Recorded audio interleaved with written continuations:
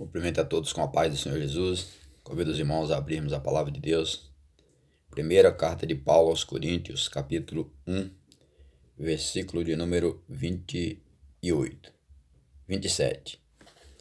Mas Deus escolheu as coisas loucas deste mundo para confundir as sábias. E Deus escolheu as coisas fracas deste mundo para confundir as fortes. O 28. E Deus escolheu as coisas vis deste mundo e as desprezíveis, e as que não são, para aniquilar as que são. 29. Para que nenhuma carne se glorie perante ele. Nesse momento nós vamos meditar sobre o tema o que Deus escolhe. A Bíblia diz, o escritor aos Hebreus, capítulo 5, versículo 4, que ninguém toma para si essa honra, senão aquele que é chamado por Deus, como Arão. Então a chamada de Deus, ela é maravilhosa. Se a gente for meditar sobre a chamada de Deus na vida de Arão, foi uma chamada espetacular. Uma chamada que foi muito difícil, a chamada de Arão, porque Arão era irmão de Moisés, e foi tanto que Abirã se levantou contra Moisés, mas o escritor aos Hebreus relata dizendo que não é para quem quer, mas é para quem Deus chama. Então a gente tem que conformar com a chamada de Deus na nossa vida, na área específica, porque uma coisa é certa, cada um salvo, Deus preparou uma obra. Agora o que a gente tem que entender é a nossa chamada. Em primeiro lugar, o que Deus chama? O que tem um coração fiel. Neemias, capítulo 9, versículo 7. Primeira coisa que Deus exige de nós para sermos seu mordomo, seu obreiro, é termos o coração fiel. Diz assim: e achaste seu coração fiel perante ti, fizeste com ele um concerto, que lhe daria a terra dos cananeus, e dos heteus, e dos amorreus, e dos ferezeus, e dos jebuseus, e dos gigaseus, para a dares a sua semente, e confirmar-te a tua palavra, porquanto és justo.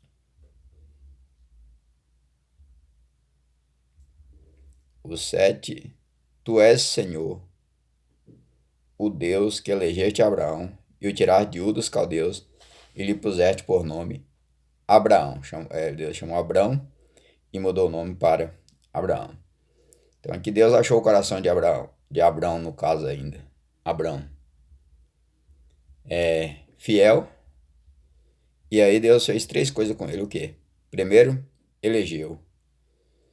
Segundo, tirou de Ur dos caldeus. E terceiro, mudou o nome.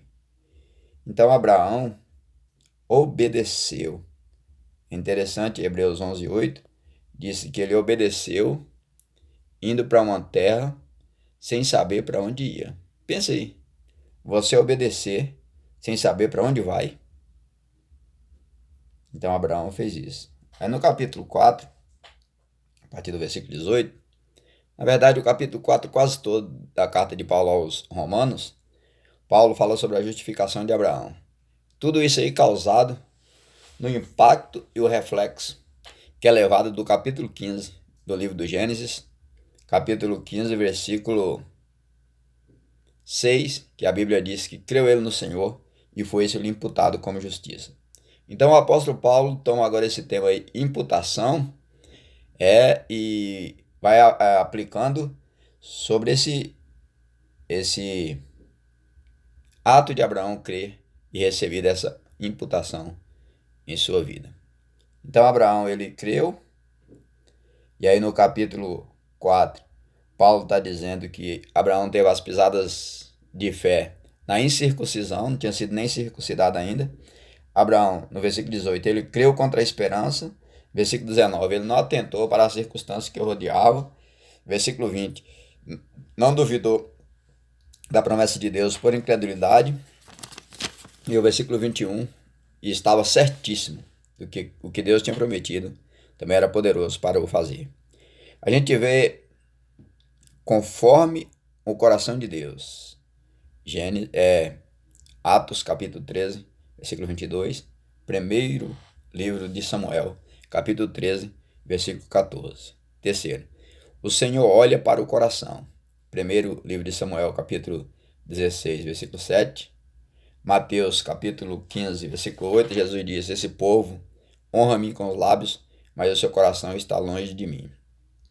1 de Pedro, capítulo 3, versículo 4, Pedro diz que o enfeite das mulheres não seja o exterior, no frisado dos cabelos, na compostura de vestido, no uso de joias de ouro, mas no homem interior, no incorruptível coração, de um espírito manso e quieto, que é precioso diante de Deus. Atos capítulo 1, versículo 21 e 24, fala sobre a escolha do homem que foi substituto de Judas.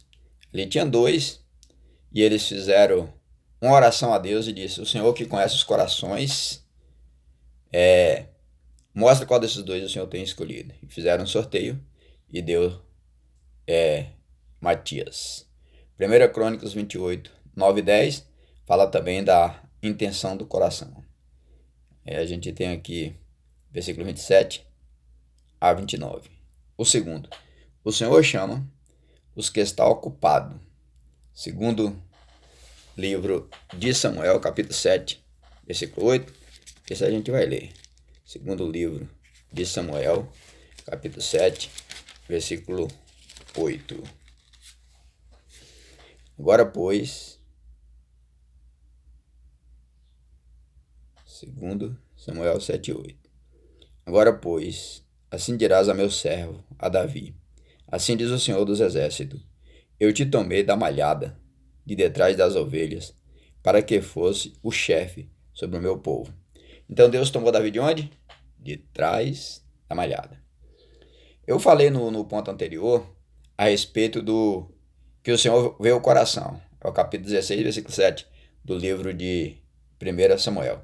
Então, quando Samuel recebe de Deus a ordem de, na casa de Jessé, consagrar um rei, todos estão em casa, porém Davi está trabalhando. E é interessante que quando Davi recebe essa incumbência de tomar conta das ovelhas, ele é até desprezado. Os outros estão em casa e quando Samuel olha para aquele rapazão bonito, o irmão de Samuel, o irmão de Davi, aquele grandão, Eliabe, ele diz assim: certamente está perante o Senhor, o seu ungido. E Deus diz: não, você está errado, não é este. Então os outros estavam ali todos em casa descansando e Davi estava tomando conta das ovelhas. E Deus diz assim: ó, você está olhando para a aparência, porém eu olho para o coração. Então Davi, temos aqui também Saul. Primeiro livro de Samuel, capítulo 2, versículo 9 ao 6, fala a respeito da perca, do sumiço das jumentas do pai de Quis, pai de Saul. E Saul saiu com o servo atrás dessas jumentas e não acha. Tudo projeto de Deus. Quando ele está nessa preocupação, depois de 3 dias de procura, ele disse: vamos voltar, porque uma hora dessa meu pai já deve estar preocupado com nós, e nem de jumenta mais não pensa. Então o Espírito de Deus toca no coração do seu servo, e o servo de Saul diz assim: tem um homem de Deus aqui que tudo que ele fala acontece. O nome dele é Samuel. A gente vai lá e fala com ele. Enfim, resumindo, foi lá e falou com ele. Porém, antes dele chegar lá, Deus falou assim: amanhã, um dia antes, Deus falou com Samuel: vai vir aqui um homem e tu vai ungir ele como rei de Israel.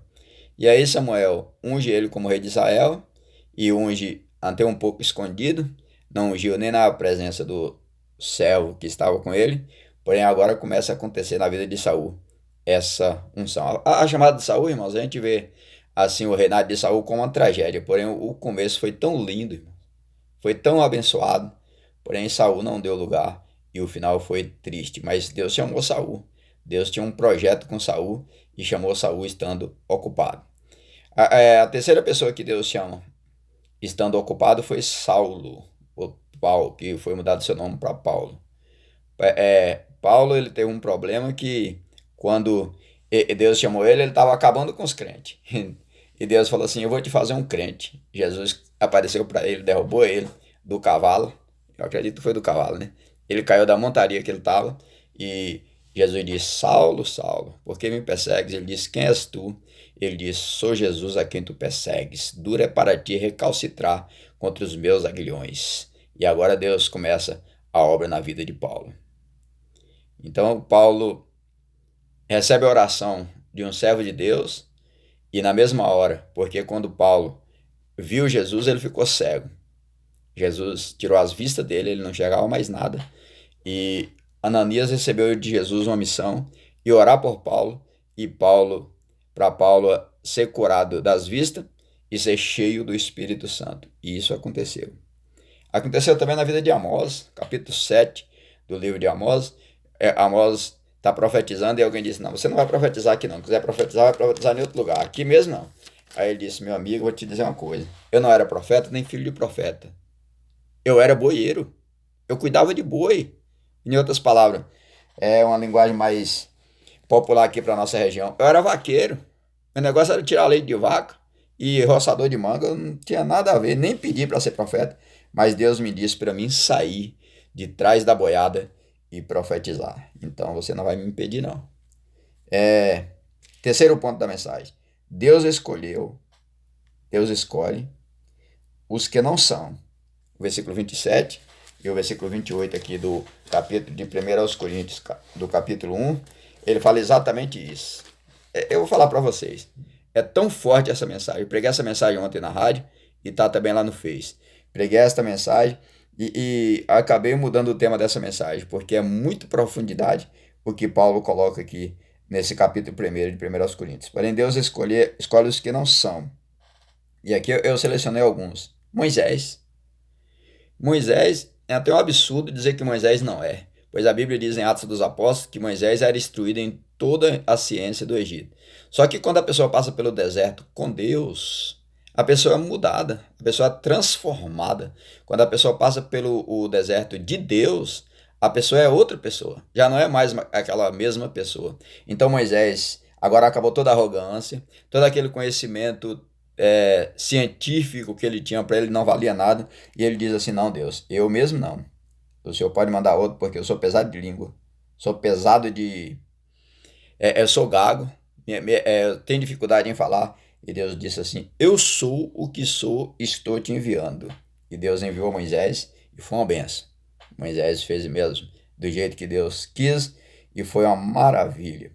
Aí a gente vê também Saul, o próprio Saul que nós já meditamos. Vemos também Davi, que não tinha nenhuma possibilidade. E vemos também Gideão. Quando Deus aparece para Gideão, ele está malhando trigo no lagar. Lagar é lugar de mexer com uva e não com trigo. Mas Gideão tem estratégias. Gideão é um homem esforçado. E Deus diz, vai nessa tua força, porque tu livrarás Israel. Ele disse, não, eu não, peraí. Eu ouvi falar que o Senhor tirou o povo do Egito. Porém, hoje nós estamos sobre o comando dos midianitas. Então, eu não. Além de o negócio estar tão difícil em Israel, a minha família é menor. A minha família é menor. Eu sou da tribo de Manassés. A minha família é menor. Então, não tem como eu fazer isso. Deus disse assim, eu vou ser contigo. E Deus foi com ele. Ele levou 32 mil. Deus disse assim, tira mais gente aí que tem muito. Aí ele levou mais 10 mil. E Deus disse assim, ainda tem muito. Selecionou 300 e com 300 Deus deu vitória. A nossa capacidade vem do Senhor. Segundo aos Coríntios, capítulo 3, versículo 4. E é por Cristo que estamos